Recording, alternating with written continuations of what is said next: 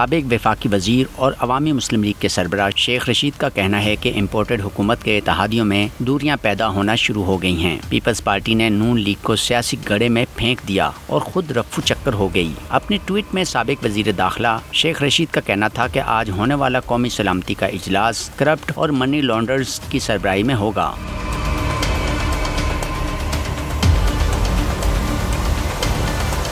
انہوں نے کہا کہ قوم اپنی فوجی قیادت کی تصاویر چوروں کے ساتھ نہیں دیکھنا چاہتی۔ شیخ رشید کا کہنا تھا کہ جنہوں نے فوج کے خلاف نازیبا زبان استعمال کی وہ ملک کی ڈرائیونگ سیٹ پر بیٹھے ہیں۔ پاک فوج کو گالیاں دینے والے آج قومی سلامتی کی میٹنگ میں کس منہ سے جائیں گے؟ سابق وفاقی وزیر نے کہا کہ مجرموں اور ملزموں کو اقتدار دے کر نیب میں ترمیم کی گئی۔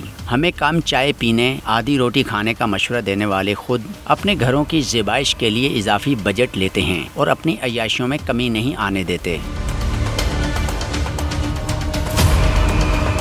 واضح رہے کہ وزیراعظم شہباز شریف کی زیر صدارت قومی سلامتی کمیٹی کے اہم اجلاس میں army chief general Qamar Javed Bajwa, D G I S I lieutenant general Nadeem Ahmed, D G M O جبکہ پارلیمانی جماعتوں کے سربراہان بھی شرکت کریں گے۔ قومی سلامتی کمیٹی کے اجلاس میں ایک نکاتی ایجنڈے پر غور کیا جائے گا اور قومی سلامتی سے متعلق مسائل پر بات چیت ہوگی۔ قومی سلامتی کمیٹی کے اجلاس میں کالعدم تحریک طالبان کے ساتھ مذاکرات پر بھی بریف کیا جائے گا اور ملک کی موجودہ صورتحال پر بھی غور ہوگا۔